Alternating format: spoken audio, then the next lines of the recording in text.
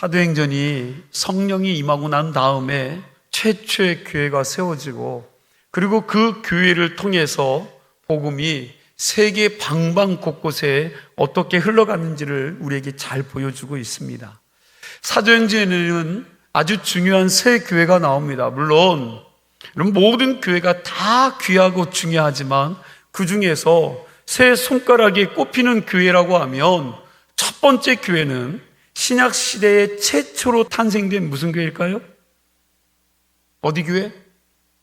예루살렘 교회. 여러분 따라하세요. 예루살렘 교회.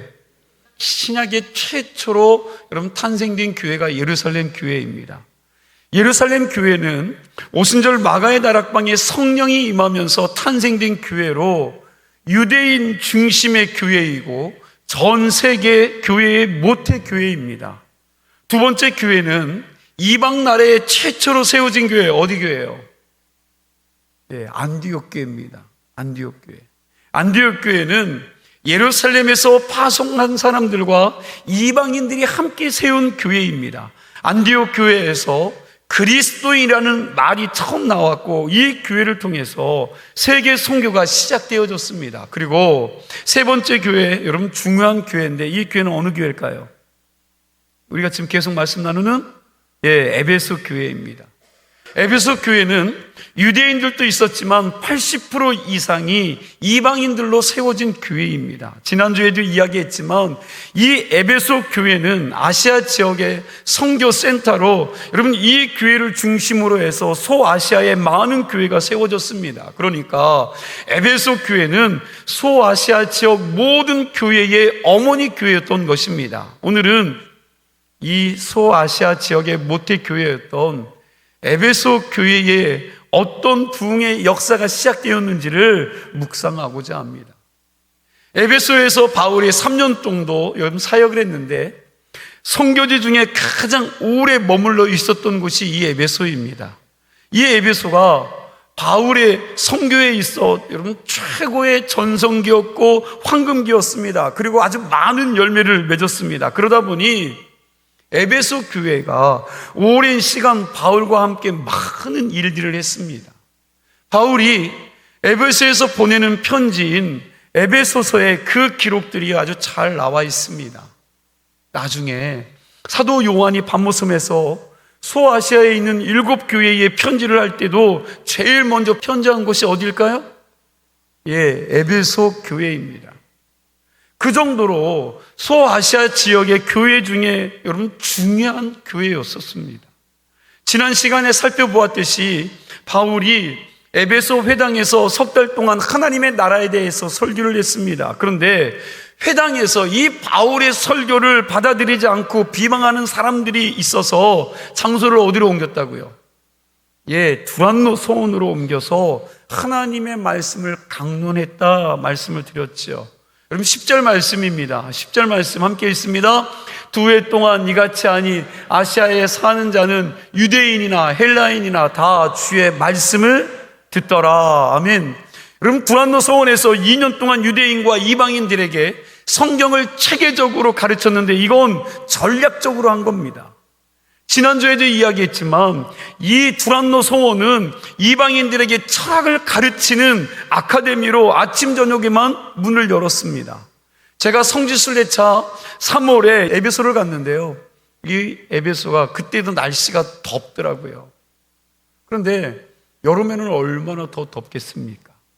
제 생각엔 한낮의 뜨거운 날씨를 피하느라 선선한 아침 저녁에만 아카데미로 모이지 않았을까 싶습니다. 그러다 보니 11시에서 4시까지는 이 장소가 비워져 있는데 그 시간을 바울이 빌려서 사용한 겁니다. 이곳에서 바울이 사역하는 모습을 생각해 보니까 여러분 바울 역시 존경스러운 사람입니다. 바울은 아침 일찍에 일어나서 브리스길라 아굴라 부부와 같이 일을 했습니다. 브리스길라 부부와 바울이 생업을 한 게 뭡니까? 천막을 만드는 일이었습니다. 바울은 아침 일찍에 일어나서 천막 제조하는 작업장에서 일하다가 11시가 되면 다 정리하고 두란노 소원에 가서 사람들에게 성경을 가르친 겁니다. 바울에게 성경을 배우러 오는 이 사람들도 마찬가지였겠지요. 이 사람들도 아침 일찍이 일어나서 일터에서 일하고 열심히 일을 하다가 다른 사람들이 더위를 피해서 쉴만할 때쯤인 그 시간이 되면 그들이 두란노 소원에서 공부를 같이 한 거예요. 여러분, 이 정도 되면 이런 열심히 있는 사람들이 모인 그 자리가 여러분 얼마나 은혜가 넘치고 은혜의 도가니였겠습니까? 제가 이렇게 우리 부모님 세대들을 생각해 보면 여러분 그때 어른들은 지금의 기성세대들보다 훨씬 더 많은 일을 하면서 그들은 삶을 살아내셨습니다. 몸과 정신에 문제가 없는 한 새벽부터 밤 늦게까지 여러분 빈둥거리는 어른들을 보지 못했습니다. 그런데도 여러분 교회의 대부분의 예배를 그분들은 빠지지 않습니다. 1년에 2번 정도는 본교회에서 부흥 집회를 하는데 그것도 오늘날처럼 2박 3일 3박 4일이 아니라 일주일씩 부흥회를 했음에도 불구하고 그 일주를 온전히 참여하고 그것들을 또 너무나도 당연한 것으로 여기고 거기서 끝나는 것이 아니라 이웃 동네에 교회 부흥회가 있으면 또 어때요? 거기도 밥 일찍 먹고 여러분 그곳에 참석하며 은혜를 받은 겁니다.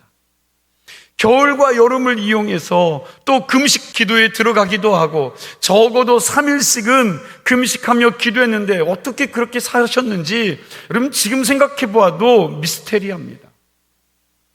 은혜 받으러 가는 곳이 뭐 가깝기나 합니까? 지금처럼 차량이 많기나 합니까?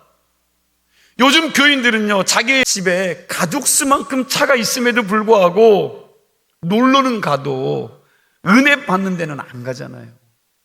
오늘날 현대 크리스찬들 자기의 시간 잘 안 뺍니다. 신앙의 동기부여를 하지 않습니다. 하나님의 은혜가 있기만 하면 모든 힘든 것과 피곤한 것과 어려움들을 극복할 수 있는 능력이 거기로부터 오는 것인데 여러분 그런 동기부여, 신앙의 동기부여는 없고 그런 은혜를 맛보지도 못하다 보니까 예수 믿는 맛을 잘 모르고 믿습니다. 그러나 바울이나 그 시대나 여러분 그 시대의 교인들이나 우리 부모님 세대의 교인들은 하나님이 주시는 은혜의 맛을 알았기에 그들은 몸이 부서져도 열심히 일하다가 여러분 쉴 시간에 쉬지 않고 그 시간을 빼서 그 은혜의 자리에 간 겁니다. 그러니 그 자리가 은혜의 자리가 될 수밖에 없는 거지요. 몸은 힘들지만 그 자리에서 하나님의 은혜로 충전이 되고 회복이 되고 새 힘을 얻고 하나님의 나라에 대한 영적인 소망을 가지게 되는 것입니다. 이런 열정을 가진 사람들이 두란노 소원에 모여서 하나님의 말씀을 배우고 가르치니 에베소의 부흥의 역사가 일어난 겁니다. 바울이 두란노 소원에서 말씀의 사역을 하니까 그 지역에 부흥이 일어났고 죽었던 영혼들이 살아나게 되는 놀라운 일들이 일어나게 된 거지요. 저는 우리 교회, 우리 교인 한 사람 한 사람 속에 이런 역사가 있기를 간절히 소망합니다. 하나님의 말씀이 들어가야지 생명의 역사가 일어나고 거기서부터 영적인 성장의 변화가 있는 줄로 믿습니다. 수십 년 교회 다닌다고 신앙이 성장하는 게 아니요, 교회 땅만 밟고 다닌다고 여러분 믿음이 성장하는 것이 아닙니다. 우리 안에 말씀이 들어와서 내 영혼에 울림을 주어야지 거기서부터 진정한 성장과 부흥이 시작되는 줄로 믿습니다. 여러분, 하나님의 말씀이 살아있는 곳에 생명의 역사가 나타나고 진정한 성장이 있습니다. 그래서 저는 우리 교인들도 말씀을 좀 사모했으면 좋겠습니다. 예배의 자리를 사모하는 자들이 되기를 간절히 소망합니다. 그냥 예배 시간에 마지못해 들어와서 어쩔 수 없어서 그냥 예배 구경하는 것이 아니라 단 한 시간을 예배 드리더라도 이 시간을 중요시 여기고 하나님의 말씀을 사모하는 마음으로 그 말씀을 기대하고 듣는다면 하나님이 여러분들의 영혼 속에 꼭 필요한 말씀을 들려주시리라 믿습니다. 그리고 바쁘더라도 시간을 좀 빼서 말씀을 배우는 일에 동참하기를 여러분들에게 권면합니다. 여러분 아무리 바빠도 여러분 먹고 사는 일에 대해서는 열심이지 않습니까? 여러분 생명이 있는 자리를 귀히 여기는 성도들이 되기를 간절히 소망합니다. 이제부터 두란노 소원에 어떻게 하나님의 말씀이 역사했는지를 우리가 함께 말씀을 통해 보겠습니다. 우리 9절 말씀 함께 봅니다. 9절 말씀 다 같이 함께 있습니다. 어떤 사람들은 마음이 굳어 순종하지 않고 무리 앞에서 이 돌을 비방하거늘 바울이 그들을 떠나 제자들을 따로 세우고 두란노 서원에서 날마다 강론하니라. 이 9절 말씀 굉장히 중요한 말씀이에요.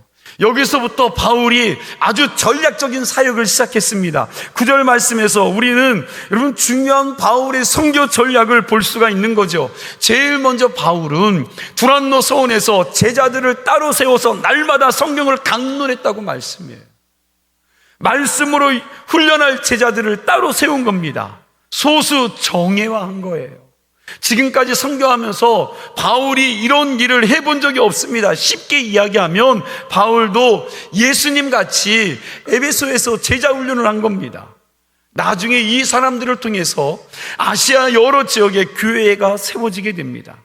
이들을 통해서 아시아 지역에 하나님 나라가 확장이 되었습니다. 바울이 에베소 두란노 서원에서 하나님의 말씀을 사모하는 사람들을 따로 뽑아서 제자 훈련을 여러분 첫 번째로 했습니다. 두 번째로 9절 하반절을 보니까 이 사람들에게 날마다 성경을 강론했습니다. 2년 동안 쉬는 날 없이 날마다 성경을 가르친 겁니다. 여러분 2년 동안 사도 바울과 같이 영성이 있는 실력이 있는 여러분 이런 실력자에게 하나님의 말씀을 날마다 배운다고 생각해 보세요. 이 사람들이 어떻게 되었겠습니까? 아마 여러분 이 사람들이 지금 목사들보다도 훨씬 더 실력이 좋고 능력이 있었을 것 같습니다. 저는 여러분들이 날마다 말씀 읽고 묵상할 수만 있다면 그럼 열심히 배우는 자리에 서기를 간절히 소망합니다. 그러나 그렇게 하지 못한다 할지라도 여러분 주일 하루만큼은 이건 내 날이 아니라 하나님 날인 줄로 믿고 하나님 앞에 예배드리면서 하나님이 내게 주시는 말씀에 그 음성에 귀 기울이며 온 마음과 뜻과 정성을 기울여서 열정과 기대를 가지고 말씀을 경청하고 믿음으로 반응하며 그 말씀에 순종하겠다는 마음에 붙들려 하나님 앞에 예배하는 자들이 되기를 간절히 소망합니다. 그런 열정만이라도 있으면 여러분 좋겠습니다. 무슨 얘기입니까? 제가 앞에서 주일 하루만이라도 온전히 말씀을 사모하며 순종하기 위해서 꼭 붙들려고 했지만 사실 여러분 날마다 시간 날 때마다 틈날 때마다 말씀 보고 묵상한다면 여러분 얼마나 큰 복이 되겠습니까? 이 시간 정말 여러분 복된 시간이에요. 여러분 이걸 혼자 하는 게 잘 안 되시거든 함께 사는 부부가 함께 하시고요. 가족 중 한 사람이라도 아니면 교인들과 여러분 공개된 상황 가운데 성경 본문을 좀 정해놓고 아니면 주일에 들었던 이 본문 말씀을 놓고 여러분 한번 같이 묵상해 보세요. 같이 성경 읽고 큐티하면서 나눔을 좀 가져보세요. 말씀을 듣거나 읽고 은혜 받은 것, 깨달은 것 같이 나누다 보면 여러분 그 말씀이 재미도 있고요. 그 말씀의 은혜도 더 풍성하게 되는 줄로 믿습니다. 물론 때로는 서로가 생각이 다르고 시각이 달라서 조율하는 과정에 어려움도 있겠지만 우리는 그런 과정들을 통해서 여러분 영적인 은혜를 서로 나눌 때 여러분 많은 은혜를 누리게 된다는 거예요. 이게 쉽지는 않겠지만 우리가 날마다 말씀 보고 묵상하면서 그 말씀과 씨름하고 싸우다 보면 여러분 조명된 말씀이 깨달아진 그 말씀들이 나의 빗나갔던 부분을 깨닫게 하고 그걸 어떻게 바로잡을 수 있는지 바른 길을 그 말씀이 제시해주고 때로는 그 말씀을 통해서 위로를 받고 용기를 얻게 하시면서 하나님이 기뻐하시는 신앙의 길을 갈 수 있도록 힘과 지혜를 공급해 주시는 줄로 믿으시기 바랍니다. 이렇게 날마다 말씀 읽고 묵상하다 보면 놀라운 변화가 일어나는 거지요. 그러면서 우리의 신앙이 성장해 가는 것입니다. 9절 하반절에 나오는 날마다라는 이 말이요, 헬라어 원문으로 보면 참 의미가 있어요. 날마다 이 말이 우리나라 말로는 그냥 매일매일 반복되는 날을 의미합니다. 그러나 이 헬라어에서 날마다라는 말이 주는 의미는요, 각 날마다예요. 각 날마다. 매일매일 각 날마다 하나님의 특별한 은혜, 여러분 이것을 공급해 주시는 그런 날을 뜻합니다. 그러니까 날마다라는 말에 각 날마다 그래야지 정확한 번역이라는 겁니다. 이건 습관적인 단순한 반복이 아니에요. 그날 각 날마다 성경을 강론하면서 그날 주시는 그날의 은혜를 받으면서 깨달았다라는 겁니다. 그러니까 하나님의 은혜는 매 순간 다르다는 겁니다. 작년에 받은 은혜와 어제 받은 은혜가 있지만 오늘 또 새롭게 주시는 은혜가 있습니다. 물론 어제 받은 은혜로 내가 오늘을 버티고 살아가고는 있지만 그러나 오늘 새롭게 주시는 은혜가 또 있다는 거예요. 그래서 우리가 하나님의 은혜를 많이 받았다 해도 오늘 또 받은 새로운 은혜가 있는 겁니다. 내게 부어주시는 은혜가 또 있는 거지요. 어제까지 은혜를 받지 못한 사람에게도 오늘이라는 이 하루를 통해서 하나님이 부어주시는 은혜가 있는 줄로 믿습니다. 이게 하나님의 은혜의 원리입니다. 이런 은혜를 날마다 말씀을 듣고 강론하는 자리에서 누렸는데 이게 얼마 동안 했다고 그래요? 얼마 동안? 2년 동안이요. 날마다 그 말씀을 듣고 날마다 그 말씀을 강론하고 자기에게 주시는 그 말씀을 붙들고 날마다 살았는데 그게 그냥 일주일 한 달 이렇게 한 것이 아니라 2년 동안 그들이 한 거죠. 여러분, 바울이 에베소에서 2년 동안 말씀을 가르치면서 누렸던 은혜를 과거에도 여러분 체험한 적이 있었는데 그가 어디서 체험을 했을까요? 안디옥에서 했습니다.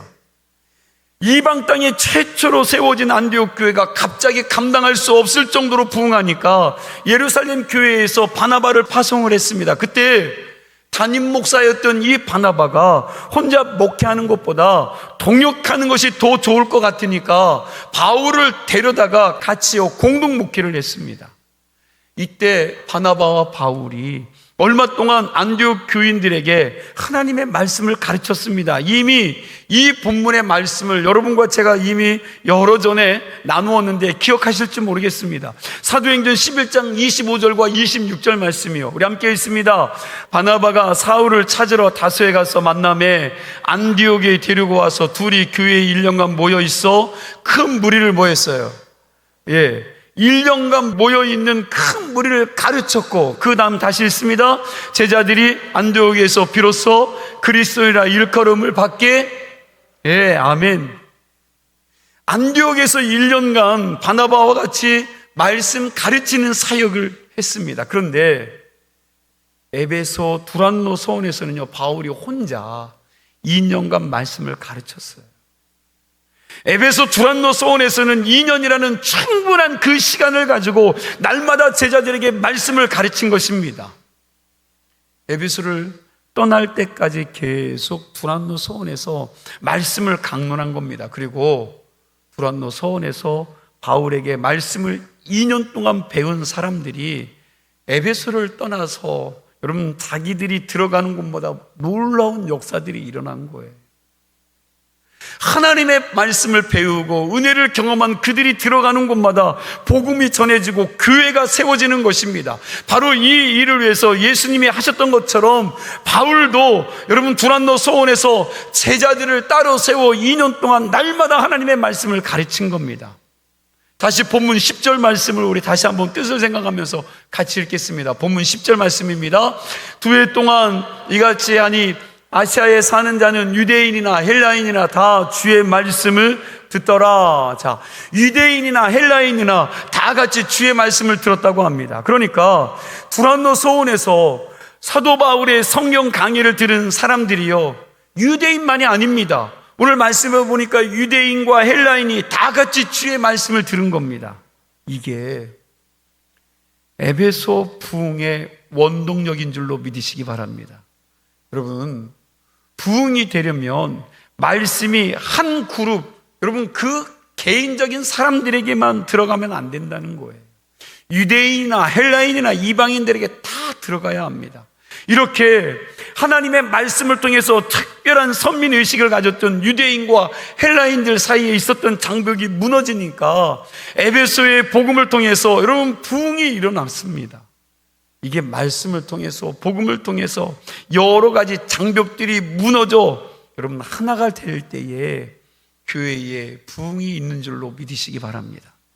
여러분, 복음이 들어가는 곳엔 차별과 편견이 없어집니다. 복음이 들어가면 많이 배운 사람과 못 배운 사람, 잘난 사람과 못난 사람, 부자나 가난한 사람이나 높은 사람이나 낮은 사람 차별이 없어집니다. 복음이 들어가니까 내가 유대인이다, 나는 헬라인이다, 나는 이런 편견이 없어진 것입니다. 하나님의 말씀이 들어가면 지방색, 정치색, 세상 풍조, 유행, 각 나라와 문화, 여러분 기타 피부색까지도 다 차별이 없이 하나가 되는데, 우리나라는 복음이 들어온 지 100년이 넘었음에도 불구하고 여러분 이 장벽이 아직까지 무너지지 않고 있어요. 여러분, 교회 안에도 이런 장벽들이 무너지지 않아서 얼마나 어려움을 당하고 무너지는 교회들이 많은지 알 수가 없어요. 자기 생각을 내려놓지 않고, 자기 뜻을 내려놓지 않고, 자기 방법들을 내려놓지 않고 자기 것을 우기다가 여러분 교회가 무너지고 깨지는 일들이 얼마나 많은지 알 수 없습니다. 그러다 보니 하나가 되지 못했습니다. 이게 교회 안에 먼저 무너져야 된다는 거예요. 교회 안에 있는 교인들이 복음으로 이 장벽을 깨고 하나 될 때에 우리 한국교회가 회복되고 부흥되리라 믿습니다. 그렇게 될 때에 대한민국도 더 건강한 나라가 되리라 믿습니다. 우리 교회가 하나님의 말씀으로 더 단단하게 하나 되어 부흥되는 은혜가 있기를 축원합니다. 이렇게 여러분 말씀이 왕성하게 역사하니까 에베소 도시 전체가 변하는 거지요. 이것이 11절에서 20절까지 그 내용이 나오는데 여러분 차근차근 한번 살펴보겠습니다. 먼저 11절과 12절 말씀을 같이 읽겠습니다. 하나님이 바울의 손으로 놀라운 능력을 행하게 하시니 심지어 사람들이 바울의 몸에서 손수건이나 앞치마를 가져다가 병든 사람에게 얹으면 그 병이 떠나고 악기도 나가더라. 자, 여러분 얼마나 놀라운 일들이 벌어집니까? 여기 보니까 하나님이 바울의 손으로 놀라운 능력을 행하게 하셨다고 합니다. 지금까지 바울은요 입을 통해서 역사했는데 에베소에서는 바울의 손을 통해서 하나님이 역사하셨습니다. 그리고 바울이 몸에 걸치고 있었던 이 도구들이 기적을 나타내게 한 겁니다. 바울의 몸에서 손수건이나 앞치마라고 표현했는데 이건 우리가 지금 쓰고 있는 손수건이 아닙니다. 바울이 천막 만드느라 여러분 일할 때 머리에 땀이 나니 여러분 그 머리에 두건을 쓴 거죠. 머리에 쓴 두건을 이야기하는 거예요. 이걸 손수건이라고 표현한 겁니다. 앞치마는 작업장에서 일할 때에 여러분 겉옷 위에 걸치는 것입니다. 이것을 가져다가 누구에게? 병든 사람들에게 얹기만 해도 어때요? 병이 떠나고 그리고 귀신 들린 자에게 보이지기만 해도 귀신이 떠나는 일들이 나타났습니다. 이건 거의 주술적인 것 같은데 여러분 이런 일이 아무 때나 나타나는 게 아니에요. 언제? 이건 하나님의 특별한 계획 가운데 일어나는 역사입니다. 하나님이 바울을 통해서 이런 기적을 일으키자 여러분 가짜들이 등장을 해요. 가짜 짝퉁들이 나타나서 바울을 흉내냅니다. 우리 13절과 14절 말씀 함께 보겠습니다. 이에 돌아다니며 마스라는 어떤 유대인들이 시험 삼아 악기 들린 자들에게 주 예수의 이름을 불러 말하되 내가 바울이 전파하는 예수를 의지하여 너희에게 명하노라. 유대의 한 제사장 스게와의 7 아들도 이 일을 행하더니. 자 보세요. 예수님을 믿지 않는 마수라는 인간들이요 시험 삼아서 병든 자나 귀신 들린 자에게 예수의 이름으로 명하노니 치료될지어다. 바울이 믿는 예수의 이름으로 명하노니 귀신아 나갈지어다 하는 일들이 벌어져요, 안 벌어져요? 벌어진 겁니다. 이 사이비 짝퉁들이 바울의 흉내를 내면서 예수의 이름을 사용한 겁니다. 바울의 손수건과 앞치마를 가져다가 병든 사람에게 얹기만 해도 병이 떠나가고 악기가 나가니까 능력 있는 예수의 이름을 빌려서 이들이 흉내를 낸 겁니다. 마술사는 원래 여러분 그런 일을 하는 사람들이지 않습니까? 그러자 유대 제사장 스게와라는 사람의 7 아들들도 마술사들이 하는 것을 똑같이 따라하는 거예요. 똑같이 흉내를 내는 겁니다. 유대 제사장의 아들이면 여러분 구약의 여호와 하나님에 대한 그런 믿음이 있었는지는 모르겠지만 아직 그들에게는요 예수님은 믿지 않았습니다. 그런데 이 사람들이 마술사들처럼 예수님의 이름을 팔아서 귀신을 쫓아내는 것을 따라한 겁니다. 그런데 사이비들이 하는 짓은 누가 더 잘 알아요? 예, 그렇죠. 귀신이 귀신같이 알아낸 겁니다. 잘못된 것들을 여러분 귀신이 귀신처럼 알아낸 거야. 15절과 16절 말씀 함께 읽습니다. 악귀가 대답하여 이르되 내가 예수도 알고 바울도 알거니와 너희는 누구냐 하며 악귀 들린 사람이 그들에게 뛰어올라 눌러 이기니 그들이 상하여 벗은 몸으로 그 집에서 도망하는지라. 자, 악한 귀신 들린 이 한 사람이요 내가 예수도 알고 바울도 아는데 너희들은 누구냐? 유대 제사장의 아들들 7명이 뛰어들어서 눌러서 그들을 어떻게 했대요? 이겨버렸어요. 얼마나 심하게 덤벼들었던지 그 7 아들들의 몸이 만신창이가 돼요. 여러분 뭐가 벗겨졌어요? 옷이 다 벌거벗겨진 상태로 기겁하고 그들이 도망을 가는 겁니다. 귀신 들린 사람이 바울의 흉내를 내는 이 짝퉁들을 혼내준 겁니다. 우리가 여기서 하나 생각할 것이 있습니다. 바울이나 마술사나 유대 제사장의 아들들이 똑같이 예수의 이름을 사용했습니다. 그런데 사도 바울에게는 능력이 나타났고 마술사나 이 제사장의 아들들에게는 능력이 나타나지 않았습니다. 그 이유가 뭡니까? 그럼 그 이유가 뭐예요? 우선 존재와 신분이 다릅니다. 그리고 그 일을 행하는 동기와 목적이 달랐기 때문입니다. 사도 바울은 예수님을 영접한 성령의 다스림을 받고, 여러분 예수를 영접한 이 성령의 다스림을 받고 있는 진짜 예수의 사람이 사도 바울입니다. 예수의 이름만 빌려서 이익의 재료로 삼으려고 했던 이 마술사와 제사장들의 아들들과는 존재와 신분이 자체가 다릅니다.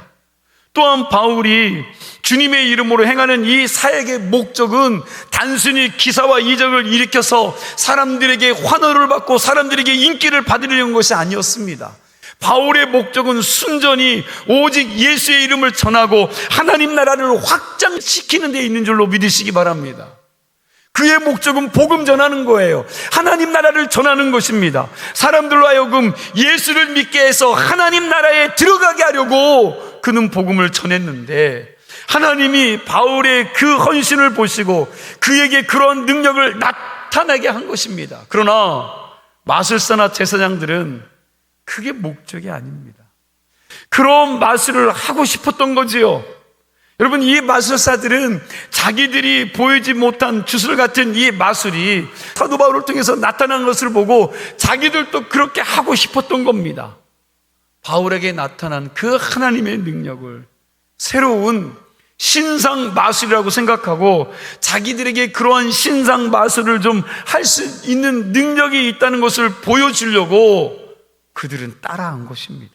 그래서 이 사람들도 예수의 이름을 빌려서 병든 자 그리고 악귀 들린 자를 내쫓으려고 했습니다. 그러니까 이 사람들은요 주술 같은 마술을 써서 자기들이 능력 있는 마술사라는 것을 과시하고 싶었던 거예요. 사람들에게 보여주고 싶고 사람들에게 드러내고 싶었던 겁니다. 완전히 동기와 목적이 다른 거죠. 바울은 하나님 나라와 하나님의 영광을 위해서 사역하다가 하나님이 그들을 들어 쓰셨기에 기적이 나타났는데, 그러나 제사장과 스게와의 아들 7 아들과 마술사들은 자기들의 영광을 드러내려고 예수의 이름을 사용했던 것입니다. 우리는 언제나 주님 앞에서 마음이 순전해야 합니다. 우리가 예수 믿는 동기와 목적이 올바라야 합니다. 예수 믿으면서도 하나님을 이용해서 한 자리 차지하고 싶고, 하나님 이용해서 복 받고 싶고, 하나님 이용해서 돈 벌기 원하고 자기 문제를 해결하려고 하는 이 신앙은 좀 더 나아가서 자기를 과시하려는 사람, 이건 순수한 동기가 아니에요. 이건 악한 거죠. 성경에 보면 여러분 다윗은 늘 자기 자신을 주님 앞에서 들여다보았습니다. 왕이 되고도 높은 자리에 있으면서도 불구하고 그는 끊임없이 하나님 앞에서 자기 자신을 들여다보죠. 시편 139편 23절과 24절 말씀이에요. 오늘 여러분과 제가 이런 사람이 되었으면 좋겠습니다. 우리 말씀을 뜻을 생각하며 함께 있습니다. 하나님이여 나를 살피사 내 마음을 아시며 나를 시험하사 내 뜻을 아옵소서. 내게 무슨 악한 행위가 있나 보시고 나를 영원한 길로 인도하소서. 아멘. 우리의 신앙이 나 자신을 위하여 하나님을 이용하는 신앙이 아니라 나 같은 죄인 구원해 주시고 당신의 자녀 삼아 주시고 천국 백성 되게 하신 것 감사하며 하나님께 영광 돌리는 순수한 신앙이 될 수 있기를 주의 이름으로 축원합니다. 자, 이런 일이 일어난 다음에 바울의 선교가 더 어떻게 해요? 탄력을 받게 돼요. 이런 일이 일어나고 나서 여러분 바울의 선교가 바울의 이 복음들이 놀라운 일들을 이루어냅니다. 이 사건이 바울이 에베소에서 복음 전하는데 굉장히 큰 이익을 끼쳤습니다. 이 사건이 많은 사람들에게 뉴스거리가 되어서 에베소를 들썩거리게 만들었고요, 부흥하게 만든 겁니다. 17절 말씀을 보니까 에베소에 사는 유대인과 헬라인들이 다 이 일을 알고 두려워하며 누구를요? 주 예수의 이름을 높이고, 주 예수의 이름을 높였다고 합니다. 이 사건이 에베소 부흥의 동력이 되면서 예수의 이름이 높여진 겁니다. 계속해서 18절 말씀도 보니까 여러분 믿는 사람들이 많이 와서 자복하여 행한 일을 어떻게 해요? 알리며, 다시 말하면 회개하는 일들이 벌어진 거예요. 19절 말씀 중요한데 우리 19절 말씀 함께 읽겠습니다. 또 마술을 행하던 많은 사람이 그 책을 모아 가지고 와서 모든 사람 앞에서 불사르니 그 책값을 계산한 즉 은 5만이나 되더라. 여러분 세상에 에베소에 마술하는 사람들이 얼마나 많았는지, 마술책이요 엄청나게 많았습니다. 그런데 이 사람들이 이 마술을 배우고자 했던 이 책들을 다 가지고 와서 뭐 했어요? 다 모아서 불을 질렀는데 그 책값이 얼마라고요? 은 5만이라고 했는데 이게 오늘날 자료로 찾아보니까 놀래주세요. 50억이요. 50억. 그 동네에서 갔다가 여러분 사람들이 갖다 불을 태운 책 값만 50억. 그 당시 인쇄술이 발달되었던 시대가 아니었기에 여러분 책이 참으로 귀했습니다. 그런데 에베소에 살고 있던 많은 사람들이 너나 할 것 없이 마술책을 가지고 있었습니다. 그러니까 에베소는 뭐가 흥행했어요? 마술이죠. 마술과 주술이 지배했던 도시였던 겁니다. 고린도는요, 무슨 도시라고 그랬습니까? 음란한 도시, 음란한 영이 지배했는데 에베소는 마술, 이 마술의 영이 지배하다 보니 집집마다 마술책들이 다 있었던 겁니다. 그러다 보니 사람들이 마술에 많은 관심을 가지고 있었던 겁니다. 이런 곳에, 중요한 것은 이런 곳에 하나님의 복음이 들어가고 하나님의 능력이 나타나니까 에베소의 사람들이요, 자기들이 가지고 있었던 이 마술책들을 다 가지고 와서 한꺼번에 불을 켜서 없애버린 겁니다. 마술의 흔적을 아예 다 없앤 겁니다. 이건 대단한 일이에요. 여러분, 이게 부흥입니다. 부흥이 다른 게 아니에요. 여러분, 부흥은 이렇게 예수의 이름을 높이고 자복하고 회개하고 과거의 안 좋은 습관들을 없애버리는, 그래서 삶이 변하는 게 부흥인 줄로 믿으시기 바랍니다. 숫자가 많이 모이는 게 부흥이 아니라 하나님의 말씀을 듣고 깨달아져서 그 말씀대로 살려고 몸부림치고 옛 습관들을 버리고 악한 것들을 버리고 죄악된 것들을 버리고 하나님이 원하지 않는 것들을 버리는 것이 부흥이라는 거예요. 그래서 부흥에는 반드시 삶의 변화가 있는 줄로 믿으시기 바랍니다. 삶이 변해. 에베소 지역이 복음으로 부흥되자 이 사람들이요 예수의 이름을 높였습니다. 자기들이 한 잘못된 것에 대해서 자복하고 회개하기 시작했습니다. 그리고 마술책을 다 가지고 와서 태웠습니다. 무슨 말이냐? 삶의 변화가 일어난 것입니다. 우리 역시 은혜 받고 하나님의 말씀에 역사하면 예수의 이름을 높이는 사람이 됩니다. 여러분, 이번 주 한 주간 사시면서 여러분 어떻게 예수의 이름을 높이는 생활을 하셨습니까? 아니면 사람들 앞에서 식사 기도하는 것도 부끄러워서 몰래 기도했습니까? 부흥은 다른 게 아닙니다. 예수님의 이름을 높이면서 사는 게 부흥인 줄로 믿습니다. 하나님의 부흥이 내게 임하면 내가 알고 있는 은밀한 죄를 자백하게 돼 있습니다. 다른 사람은 모르고 나만 알고 짓는 은밀한 죄를 회개하는 게 부흥이라는 거예요. 18절 말씀이 그 말씀 아닙니까? 사람들이 자기가 행한 일을 자복했습니다. 혹시 내가 하는 일들 가운데 다른 사람들 모르게 은밀하게 계속해서 짓고 있는 죄들이 있다면 주님의 십자가 앞에 털어내시는 성도와 교회가 되기를 간절히 소망합니다. 그래야지 내 영혼에 하나님의 부흥이 임할 수 있습니다. 그래야지 하나님의 영이 여러분들을 다스릴 수 있는 줄로 믿으시기 바랍니다.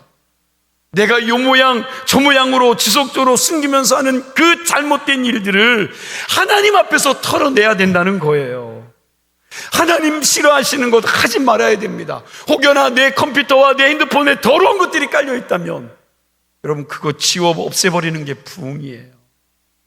에베소 사람들이 예수의 이름을 높이고 자기 죄를 자복하고 자기들의 생활을 지배하고 있었던 이 마술책들을 버리고 하나님 앞으로 돌아오니 어떤 역사가, 부흥의 역사가 나타났다라는 겁니다. 20절 말씀이에요. 우리 20절 말씀 함께 읽겠습니다. 이와 같이 주의 말씀이 힘이 있어 흥왕하여 세력을, 아멘. 여러분 이와 같이 주의 말씀이 힘이 있어 흥왕하여 세력을 얻었다는 거예요. 저와 여러분이 이제부터는 예수의 이름으로, 여러분 입으로만 높이는 그런 신앙생활이 아니라 마음으로, 여러분들의 삶으로, 우리의 전 인격으로 그 하나님을 높일 수 있는 신앙인들이 되시기를 주의 이름으로 축원합니다. 기도합니다. 하나님,